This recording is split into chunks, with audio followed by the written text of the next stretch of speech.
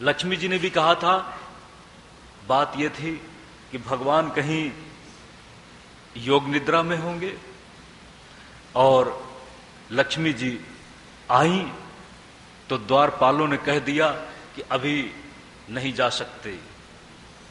लक्ष्मी जी ने शिकायत किया, अगर तुम्हारे द्वारा ये नियुक्त द्वारपाल हमारा घर ही हमारे लिए न रहने दें, अगर हमारे घर में भी आने में हमको अगर तुम्हारे द्वारपालों की आंख देखनी पड़े, तब तो बड़ी विडंबना की बात है।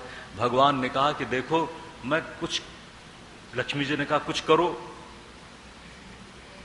भगवान कहते हैं थोड़ा ठहरो। लक्ष्मी जी ने कहा कि कब तक ठहरेंगी? भगवान ने कहा थोड़ा ठहरो। अगर मैं तुम्हारे कहने से, याद रखना, तुम्हारे कहने से कुछ कर दूंगा तो लोग यही कहेंगे कि पत्नी के कहने से द्वारपालों को निकाल दिया। भगवान कोई ये न कहे कि मैं इतना पत्नी भक्त हूं कि द्वारपालों को ही निकाल दिया। थोड़ा ठहरो।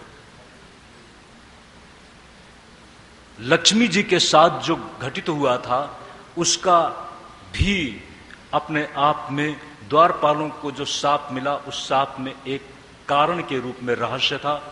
ध्यान दें, भगवान यज्ञ हैं, वही भगवान विष्णु यज्ञ रूप हैं, और दक्षिणा लक्ष्मी जी हैं। ध्यान दें, यज्ञ और यज्ञ के साथ दक्षिणा दोनों का संबंध है। यज्ञ कराएगा कौन? यज्ञ किसको ज्यादा प्रिय है? यजमान को प्रिय है कि यज्ञ कराने वाले पंडितों को प्रिय है? उत्तर देना बड़ा मुश्किल होगा। कौन चाहता है कि यज्ञ हो? पंडित चाहता है ना, ब्राह्मण चाहता है ना। यज्ञ होते रहेंगे तो उसको दक्षिणा मिलती रहेगी। ध्यान देना सज्जनों, दक्षिणा मिलती रहेगी। एक बात यहीं पर और भी कहूंगा, हुतम च दत्तम च सदैव तिष्ठति। जिस समय कर्ण, माता कुंती ने जीवन ही कवच और कुंडल से जुड़ा हुआ था, कवच और कुंडल जब तक कर्ण के पास रहेगा, कर्ण अवध्य है, अजेय है, कर्ण को कोई मार नहीं सकता था। और कर्ण अगर, कल्पना करिए, महाभारत के युद्ध में मरता नहीं तो महाभारत का युद्ध निर्णय नहीं पाता, और निर्णायक नहीं बनता तो जो कृष्ण का, भगवान कृष्ण का धर्म संस्थापना का कार्य था वो संपन्न नहीं हो पाता।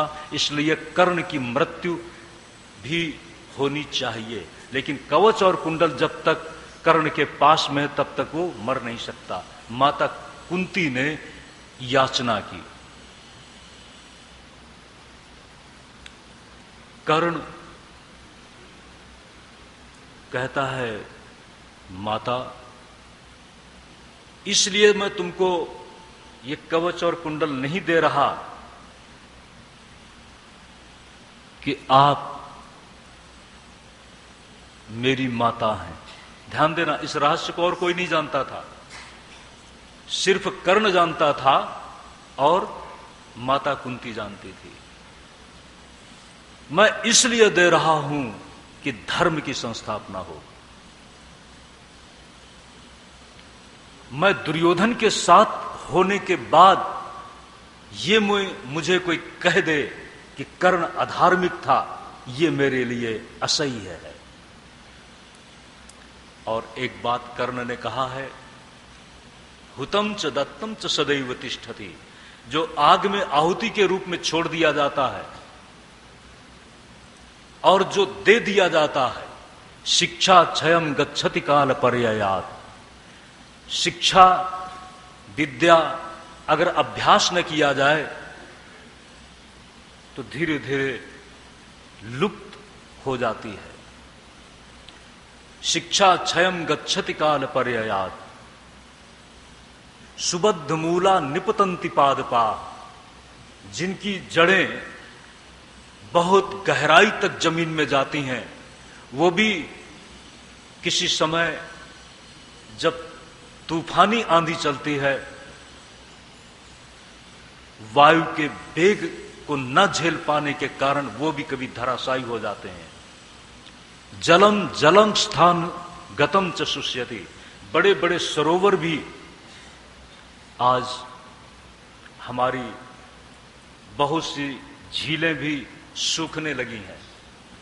हमारी नदियों का सहज प्रवाह भी लुप्त हो गया। साबरमती आप कुछ दिन पहले देखा, प्रवाह दिख रहा था, अभी जाइए साबरमती कुछ है ही नहीं। जलम जलस्थान गतम च शुष्यति, लेकिन हुतम च दत्तम च सदैव तिष्ठति, जो आहुति के रूप में डाल दिया जाता है और जो दान दे दिया जाता है वो कभी भी नष्ट नहीं होता। ध्यान दें,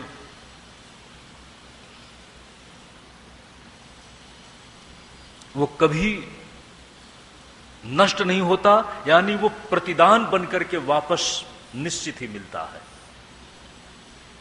आज कर्ण को आप क्या कहेंगे? कर्ण को आप अधार्मिक तो नहीं कह सकते। महाभारत में योद्धा कर्ण एक अपनी अनूठी पहचान रखता है। ध्यान दें, जिस समय माता कुंती कवच और कुंडल ले लेती है, उसी समय कर्ण मानो वह व्यक्तित्व था जो धर्म संस्थापना के कार्य में अपनी महत्व भूमिका रखता था। धर्म संस्थापना का द्वार खुल गया। तो भगवान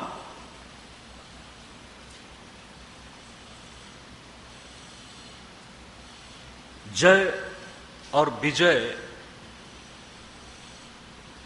को जब शाप मिला, लक्ष्मी जी भी उन्होंने द्वारा प्रार्थना की गई थी, निवेदन किया गया था, लेकिन समय के साथ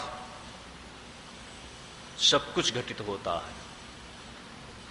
वही भगवान यज्ञ रूप में है और जो लक्ष्मी जी हैं वही दक्षिणा के रूप में है। और ब्राह्मण जब यज्ञ करता है तो करवाने वाला करवाता है और ब्राह्मण उस यज्ञ को संपादित करता है। तो ध्यान दें, भगवान को प्रसन्नता किस पर ज्यादा होगी? जो करता है। करवाने वाला तो कभी स्वार्थ से करवाता है, करवाने वाला स्वार्थ से करवाता है, और ब्राह्मण चाहते हैं कि यज्ञ आदि का प्रवाह चलता रहे। तो यज्ञ आदि के रूप में भगवान विष्णु दक्षिणा, ये आकुति और रुचि के संतान के रूप में बताए गए। इस प्रसंग से हम आगे बढ़ते हैं। मैत्रेय महाराज विदुर जी को लक्ष्य बनाकर विदुर जी के प्रश्न पर ये सारी कथाएं सुना रहे हैं और सुखदेव जी उनके संवाद को माध्यम बना करके परीक्षित को सुना रहे हैं। विदुर जी ने पूछा था आगे कि ये तो मनु महाराज की कन्याओं की बात हो गई, लेकिन बेटों का अपना क्या चरित्र रहा? बेटों का ध्यान दें। उस समय मैत्रेय जी ने एक विशेष कथा प्रसंग को उपस्थित किया है। वह है महाराजा उत्तानपाद से संबंधित उनके पुत्र की विशेष कथा, ध्रुव की कथा। उत्तानपाद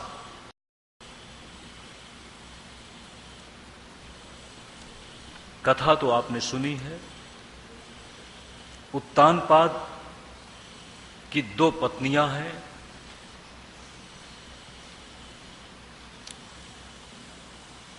एक सुनीति और दूसरी सुरुचि।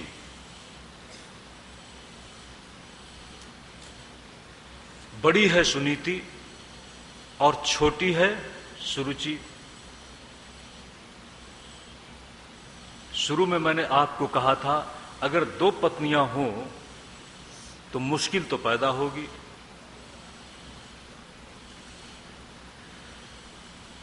प्रिय कौन ज्यादा होगी? अगर पहली में ही परम संतुष्टि मिल गई होती तो दूसरी की जरूरत नहीं थी। तो दूसरी को यह कहने का और सोचने का नैतिक अधिकार मिल जाता है कि मैं विशेष हूं, और वो दावा करने लगती है कि मैं विशेष हूं। और वहीं पर पुरुष भी अपने आप में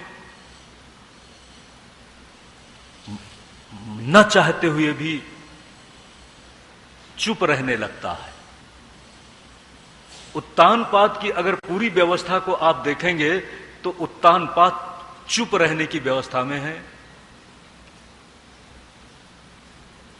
उत्तानपाद, पाद कहते हैं पैरों को।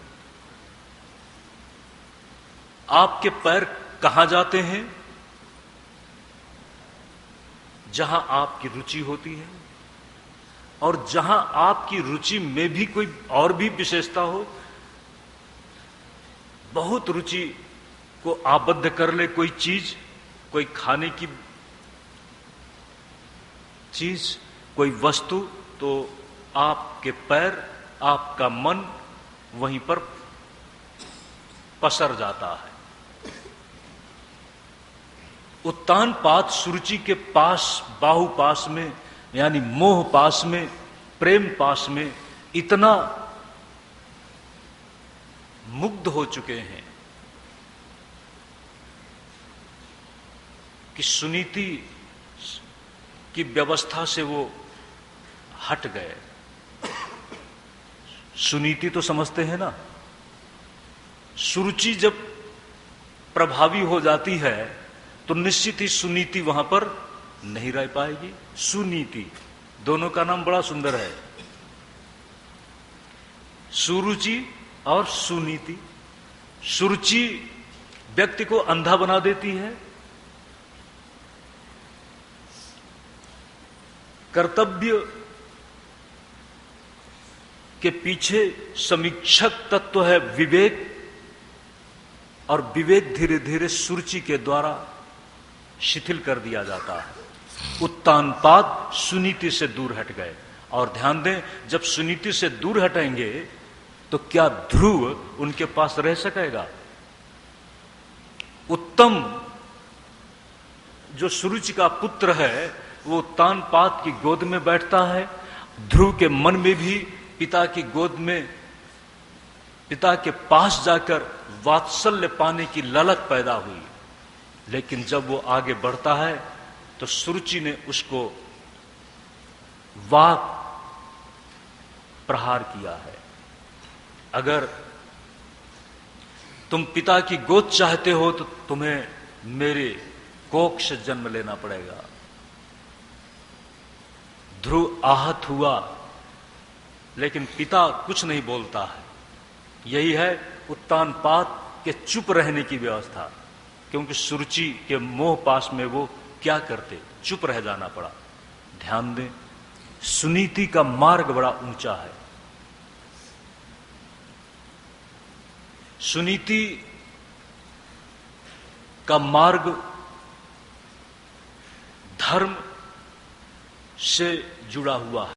माता ने उत्प्रेरित कर दिया। मां से बढ़कर और कौन परम हितैषी हो सकता है? मां ने अगर कह दिया तो अब क्या किसी दूसरे से सलाह लेना पड़ेगा? मां ने कह दिया।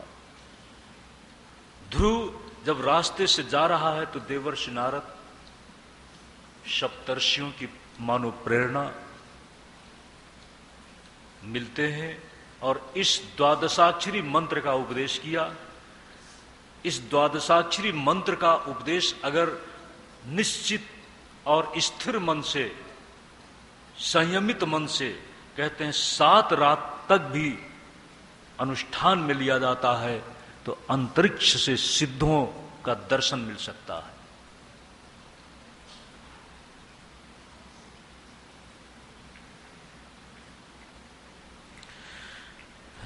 नूनं भवान् भगवतो योऽङ्गजः परमेष्ठिनः वितुदन्नटते वीणां हितार्थं जगतोर्कवतु यं जप्यश्च परमो गुह्यः श्रूयतां मे नृपात्मजो यं सप्तरात्रं प्रपठन् पुमान् पश्यति खेचरान्। ॐ नमो भगवते वासुदेवाय। ॐ नमो भगवते वासुदेवाय। ॐ नमो भगवते वासुदेवाय। ॐ नमो भगवते वासुदेवाय। बालक ध्रुव मथुरा क्षेत्र में 1 साल तक कठोर तपस्या की है।